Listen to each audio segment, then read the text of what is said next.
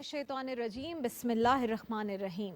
शुरू अल्लाह के नाम से, उस पाक परवरदिगार के नाम से जो बड़ा मेहरबान और निहायत रहम करने वाला है। नाज़रीन करम, आप देख रहे हैं पाकिस्तान टेलीविज़न का प्रोग्राम राह हिदायत और मैं हूं आपकी मेज़बान राबिया अनम। नाज़रीन करम, आज इस प्रोग्राम का आगाज़ एक वाक़े से करते हैं। छोटा सा वाक़या है लेकिन उसी को आगे लेकर चलेंगे। जब अलहमरा का अज़ीमुश्शान महल तामीर किया जा रहा था तो शाह गरनाता ने ही कहा कि अगर इस महल में किसी ने कोई ऐब बता दिया तो उसे 100 दिरहम इनाम में दिए जाएंगे। तो वहाँ पर एक साहब आए, बुज़ुर्ग थे, उन्होंने कहा कि ऐब हैं और 2 बड़े ऐब हैं। एक तो ये कि इस महल में रहने वाला कोई भी मकीन हमेशा ज़िंदा नहीं रह सकेगा, वो मर जाएगा और ये बड़ा ऐब है कि ये महल उसे बचा नहीं सकेगा। और दूसरा बड़ा ऐब ये है कि चाहे जितना अजीम शान ये महल हो, एक ना एक दिन ये खंडर ज़रूर बन जाएगा। और ये वाकई दोनों ऐसे ऐब थे कि लोग हैरान रह गए सुनकर कि ये तो ऐब हमारे इर्द गिर्द हर जगह पाए जाते हैं। तो नाज़रीन किराम, वाक़े की हकीकत ये है और इसका मकसद ये है कि हमारी दुनिया ऐसी ही है, यहाँ हर चीज़ ख़त्म हो जाने वाली है। लेकिन अल्लाह रब्बुल ताला ने वादा किया है हमसे कि वो हमें रिस्क देगा और रिस्क का सबसे वादा किया है, लेकिन ये वादा नहीं किया कि वो सबको बख्श देगा। फिर भी क्या ये ताज्जुब की बात नहीं है कि जिस चीज़ का हमसे वादा है, हम दिन में जब उठते हैं और रात तक उसी के पीछे भागते रहते हैं, कहाँ से पैसा आए, कहाँ से हम मज़ीद अमीर हो जाएं, कहाँ से इससे ज़्यादा बड़ा घर बन जाए, इससे बेहतर गाड़ी आ जाए, इससे अच्छी खुराक मिल जाए। लेकिन जिस चीज़ का कोई वादा नहीं है, यानी कि बख्शिश का, उसका हम कोई सामान नहीं करते। और ये लामहदूद ज़िंदगी जो हमारी आखिरत में होगी, उसे भूल कर जो कुछ चंद रोज़ की ये ज़िंदगी है उसके पीछे पड़े रहते हैं। सो ये वाक़या हमें यकीन दिलाता है कि हर चीज़ में ऐब है, हर चीज़ ने ख़त्म होना है, लेकिन उस दुनिया में जहाँ हमारा असल हिसाब होगा, जहाँ हमारी असल ज़िंदगी होगी, हम उसकी कोई तैयारी नहीं कर रहे। प्रोग्राम का बाकायदा आगाज़ करते हैं और आज हमारे शो में बड़ी अहम शख्सियात मौजूद हैं। उलमाए कराम से हम आपको मिलवाते हैं और उलमाए कराम की गुफ्तगू आप देखते हैं, दोनों ही नशिस्तों पर उलमाए कराम होते हैं और वो अपने अपने फ़िक़हों से बताते हैं हर मसले का हल। लेकिन आज हमारे साथ अल्लामा फैसल बेग अजीज़ी साहब जो मारूफ़ आलिम दीन हैं मौजूद हैं। अल्लामा साहब, बहुत शुक्रिया आपने वक्त निकाला। लेकिन एक और बड़ी ख़ास शख्सियत भी हमारे साथ मौजूद हैं। बैंकिंग के शोबे में कामयाब करियर के बाद इस्लामिक फ़ाइनेंस से इन्होंने ख़ुद को जोड़ा और एक ऐसी शख्सियत के भाई हैं जिनको जब याद करते हैं आंख नम हो जाती है, आंसू आ जाते हैं।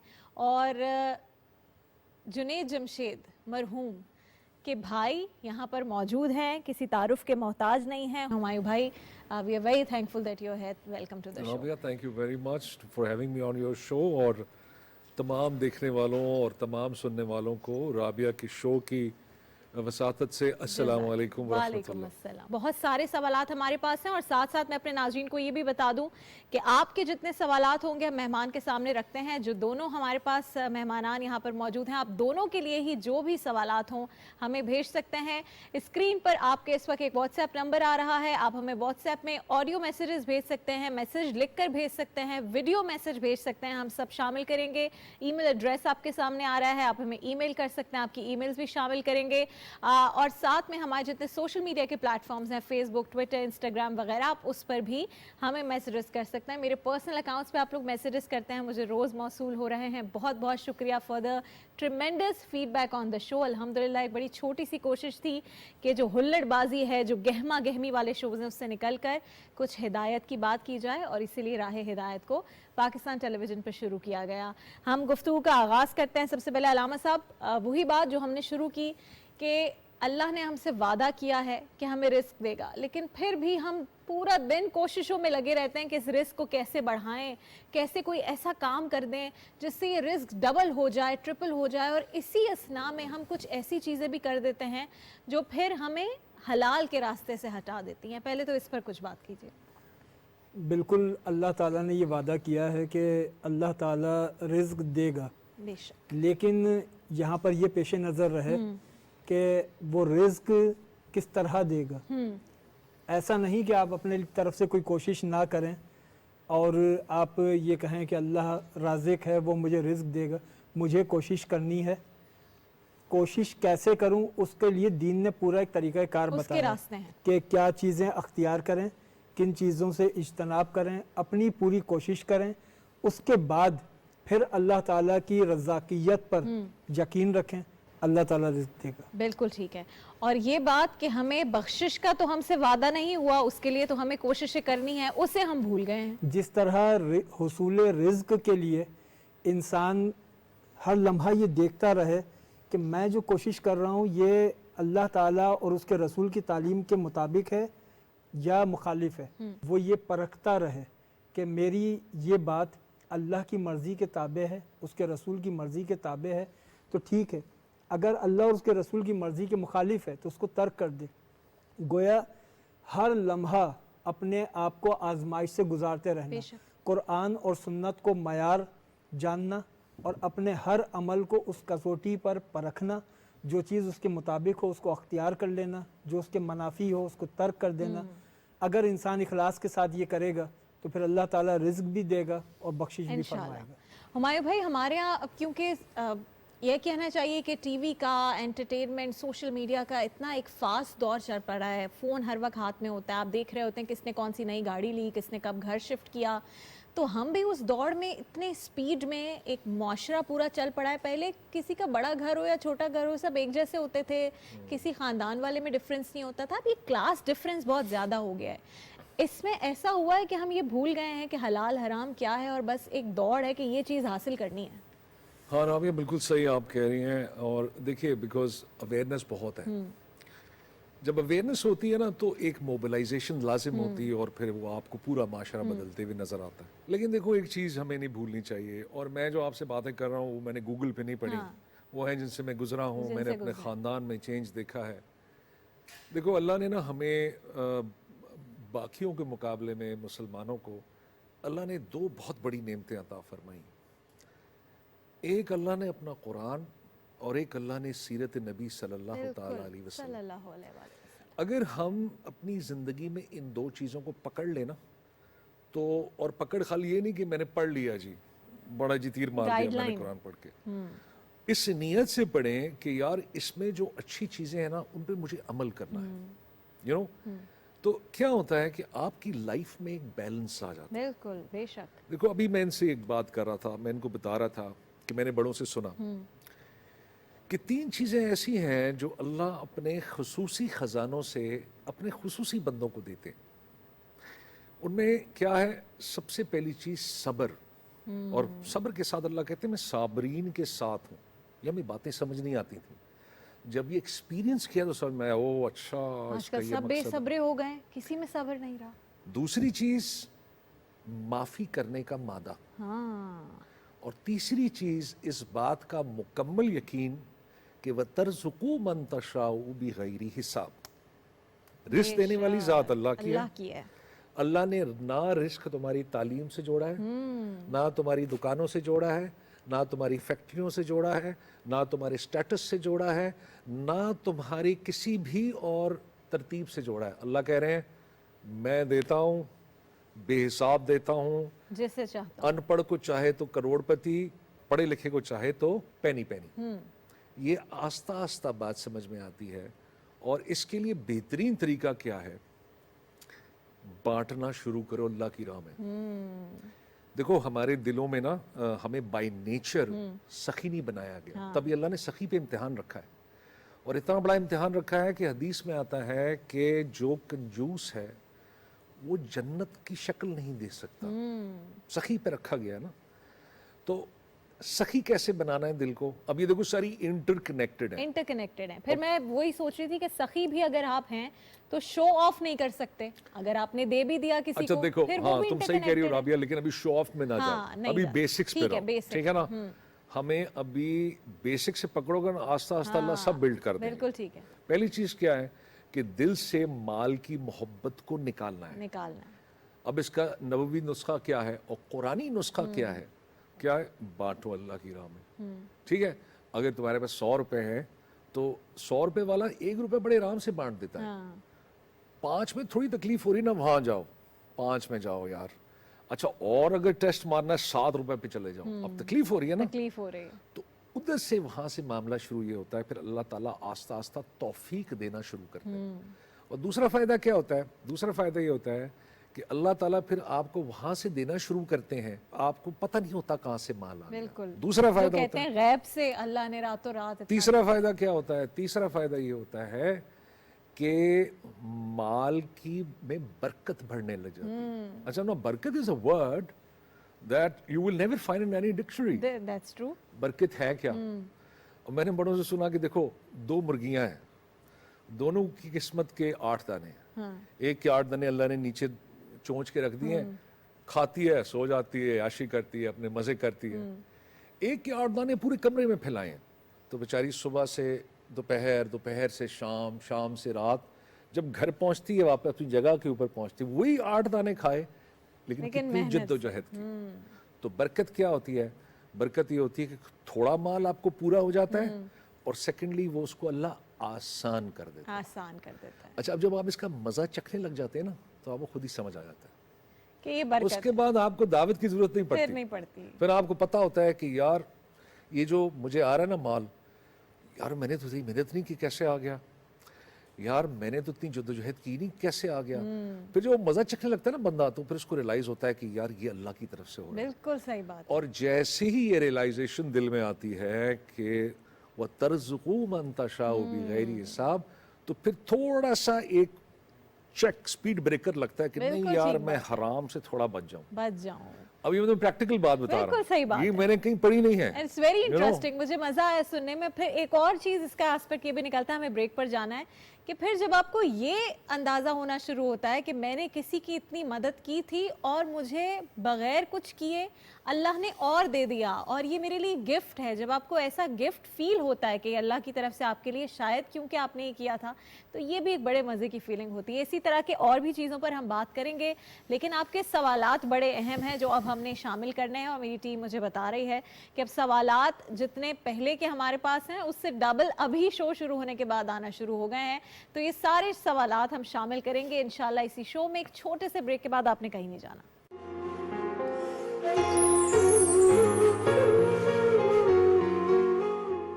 प्रोग्राम राह हिदायत में एक बार फिर खुशामदीद। हमारे साथ हमारे मेहमानान गिरामी मौजूद हैं। अल्लामा फैसल बेग अजीज़ी साहब, मारूफ आलमदीन है हमारे साथ मौजूद है, हुमायूं भाई यहाँ पर मौजूद हैं। ब्रेक पर जाने से पहले बड़ी इंटरेस्टिंग गुफ्तगू हुई, क्योंकि आज शो का आगाज़ इस बात से हुआ था कि कैसे हम उन चीज़ों के पीछे भाग रहे हैं जो शायद आखिरत में, बल्कि यकीनन हमारे किसी काम नहीं आएंगी, और जो आखिरत में काम आनी है उनको हम इग्नोर कर रहे हैं, उनको साइड में रखा हुआ है। लेकिन अब ब्रेक से वापस आ गए हैं और बहुत सारे आपके सवालात हैं, तो शुरू करते हैं। और आज मैं बहुत इस तरह के सवालात भी चूज़ कर रही हूँ कि हुमायूं भाई उस पर बहुत अच्छी बातें भी कर सकें, और यहाँ से अलामा साहब भी हमें अच्छी अच्छी उसके ऊपर बातें बता सकें। पहला सवाल अम्मारा है मुल्तान से, उन्होंने जो सवाल भेजा मैं आपके सामने अलामा साहब रख रही हूँ। वो कहती हैं कि मेरे वालिद के इंतकाल को 3 साल हो चुके हैं, हम 3 बहनें और 2 भाई हैं। वालिद साहब ने सिर्फ एक मकान और एक दुकान छोड़ी थी, वो दोनों भाइयों ने आपस में बांट ली हैं। हम बहनों को कुछ भी नहीं दिया। अब जाहिर है वो एक शौक था, वो कह रही हैं कि वालिद के दुख में हमने उस वक्त कोई भी मुतालबा नहीं किया। अब 3 साल गुजरने के बाद भी क्या हम अपना हिस्सा उनसे मांग सकते हैं, और हमें मांगना चाहिए या नहीं? हमारा है मुल्तान से उनका सवाल। ये अपना हिस्सा बिल्कुल मांग सकती हैं, इसलिए कि 3 साल गुजरने के बाद इनका हक वो ज़ाया नहीं होता, खत्म नहीं इनका हुआ है। हक बरकरार है। ठीक है, ये बिल्कुल मांग सकती हैं, और इनके भाइयों की ये ज़िम्मेदारी थी कि वो अपने वालिद की जायदाद की मुनसिफाना तकसीम करते, शरई तकाज़ों के मुताबिक करते। इसका आसान हल ये था कि वो 5 हिस्सों में जायदाद को तकसीम करते। 2 भाइयों के 2-2 हिस्से होते, तो इस ठीक तरह ही है। 4 होते, और 3 बहनों के ठीक 7 हिस्सों में तकसीम करते। तो एक हिस्सा एक बहन को मिलता, ठीक है। बाकी 2-2 हिस्से 2 भाइयों को। नहीं, अगर ये कहा जाता है, और ये भाइयों की तरफ से कहा जा रहा है, अगर कहते हैं कुछ लोग कि बहनों ने मांगा नहीं हिस्सा तो हमने नहीं दिया, अगर बहनें मांग लेंगी तो हम दे देंगे, क्या ये ठीक है? ये मांगना शर्त नहीं है, जिम्मेदारी है कि हकदार को उसका हक दिया जाए। हाँ। अगर वो मुतालबा नहीं कर रहा तब भी उसको हक दिया जाए। हाँ, अगर वो दस्तबरदार हो जाए तब वो एक अलग बात नहीं, है। लेकिन अगर किसी से पूछा ही नहीं गया और औरत ने क्योंकि अपने मियाँ के घर खुश है, उसको जरूरत ही नहीं महसूस हुई, उसने पूरा वक्त गुजार दिया, लेकिन उससे कभी पूछा नहीं गया, तो जिम्मेदारी फिर भी भाइयों पर लाजमी है। जिम्मेदारी है। अच्छा। इसलिए कि भाइयों को ये हक नहीं है कि वो बहन जो मुतालबा नहीं कर रही उसके हिस्से को अपने मसरफ में लेकर आए, क्योंकि उसके वो मालिक नहीं है, उसके मालिक तो उनकी बहन है। हुमायूं भाई, इस पे कितना जरूरी है, क्योंकि ये हम तो गुजार लेते हैं जिंदगी और हम सोचे समझे बगैर के। जी, बाज लोग ये सोचते हैं कि हमने बेटी की शादी पे इतना जहेज दे दिया ना, वो इनका हिस्सा हो हिस्सा गया। हो गया। अच्छा, जहेज हिस्सा नहीं है? बिल्कुल नहीं बिल्कुल है। भी नहीं है। जो विरासत है उसकी तकसीम मुनसिफाना होनी चाहिए। जो शख्स अपनी बहनों को उनका हक नहीं देता वो दुनिया में भी अपनी बहनों का मुजरिम है, आखिरत में अल्लाह का भी मुजरिम है। अल्लाह अकबर, अल्लाह अकबर। एक दूसरे सवाल की जानिब चलते हैं। साहब हैं जमील जहलम से, और इस पर मैं चाहूँगी हुमायूं भाई आप भी बताइएगा। कहते हैं कि मैंने अपने एक दोस्त से 1.5 लाख रुपए कर्ज लिया, उसने मुझे उसके बराबर डॉलर्स दिए, इस शर्त के साथ कि अगर डॉलर की कीमत बढ़ गई तो मैं उसको उतने डॉलर वापस करूंगा जितनी वो कीमत बढ़ गई है, और अगर डॉलर की कीमत गिर गई तो फिर मैं उसे पूरे 1.5 लाख रुपए वापस करूंगा।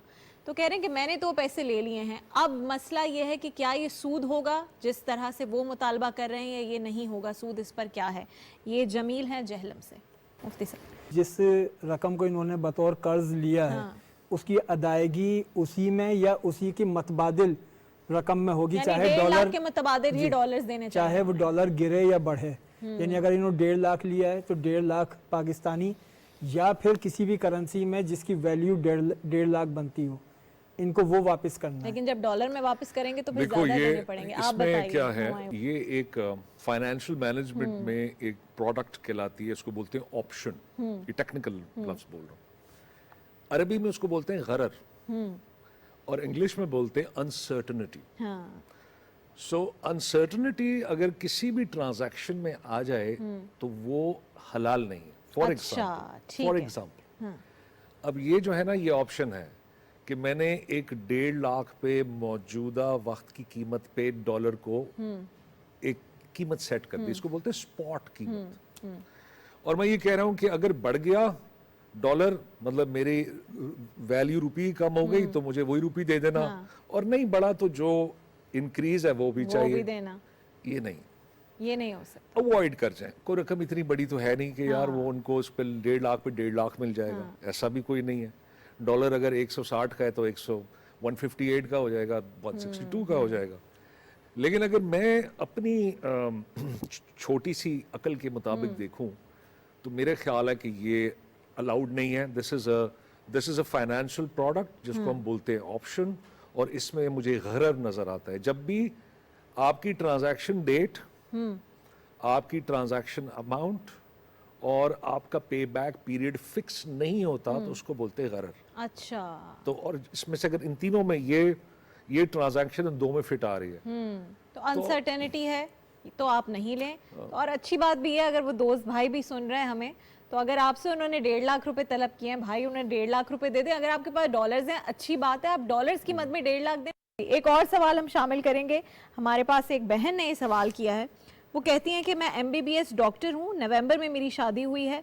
शादी से पहले मेरे वालिदैन ने ससुराल वालों से ये बात कर ली थी कि बड़ी मेहनत से बच्ची ने MBBS कंप्लीट किया है, शादी के बाद डॉक्टरी की इजाज़त दी जाएगी, जॉब की, और ससुराल वालों ने इसमें हामी भी भरी थी, मगर अब शादी के बाद मुझे जॉब करने की इजाज़त नहीं दी जा रही, तो ऐसे में मैं क्या करूँ? ऐसे में वो अपने शोहर की इताअत करें। बीवी को अपनी शोहर की इताअत करनी चाहिए। जहाँ तक ये बात है कि ससुराल वालों ने पहले हामी भरी थी, बाद में वो मना कर रहे हैं, तो मुमकिन है कि इसमें कोई ऐसी पेचीदगी हो कि उन्होंने जॉब के लिए तो हामी भरी थी, लेकिन जहाँ ये जॉब करना चाह रही हों वो शरई तकाज़ों के मुताबिक ना हो। लिहाजा ख़वातीन के लिए बहुत ज़्यादा एहतियात की ज़रूरत होती है। इस्लाम ख़वातीन को जॉब से मना नहीं करता। लेडी डॉक्टर्स की तो वैसे ही बड़ी अहमियत है, माशरे को ज़रूरत है, लेकिन लेडी डॉक्टर्स के लिए मखसूस शोबे हैं कि जहाँ पर वो आराम से जॉब कर सकती हैं। तो मुमकिन है इस तरीके का कोई मसला हो। इनके ससुराल वालों को चाहिए कि अगर उन्होंने हामी भरी है, बिल्कुल उन्हें। लेकिन अलामा साहब, ये तो एक हम सोसाइटी में रुझान देख रहे हैं ना, कि वो शादी से पहले कहते हैं कोई मसला नहीं है, कुछ नहीं होगा, लेकिन शादी के बाद फौरन मुकर जाते हैं। ये बिल्कुल गलत है। اور پھر اس ملک میں جو میڈیکل کی سیٹس ہیں اس کے ساتھ یہ المیہ ہے جو کہ مردوں کے ساتھ برا ہے کہ سب سے زیادہ میڈیکل کی سیٹس عورتیں حاصل کرتی ہیں اور وہ ساری میڈیکل کی سیٹس ضائع ہوتی ہیں کیونکہ شادی کے بعد لڑکیاں جاب نہیں کرتی. ایک لڑکی اتنی محنت کے بعد اس پر اسٹیٹ کا بھی پیسہ لگتا ہے, وہ جب ڈاکٹر بن جاتی ہے تو اس کی خدمات ملک و ملت کو ملنی چاہیے. علامہ صاحب آپ کا بہت شکریہ, ہمایوں بھائی آپ کا بہت شکریہ. یہ پروگرام جاری و ساری ہے ناظرین, آپ سے انشاءاللہ اگلے ایپیسوڈ میں ملاقات ہوگی. اپنا فیڈ بیک ہمیں ضرور دیجیے گا اور آپ کے جتنے سوالات ہیں ہم تک پہنچ رہے ہیں وہ کہیں نہیں جاتے. ہم کوشش یہ بھی کرتے ہیں کہ کچھ سوالات کے آپ کو ہم آف ایئر بھی جوابات دے دیں, یعنی ای میل کا رپلائی کر دیں. ہم علامہ صاحبان سے گزارش کرتے ہیں کہ وہ اپنی رائے اس پر دیں اور ہم آپ کو رسپونڈ کریں. بہت شکریہ آپ کے تمام سوالات کا, آپ کے فیڈ بیک کا. ہمارا پروگرام دیکھتے رہیے. اللہ حافظ.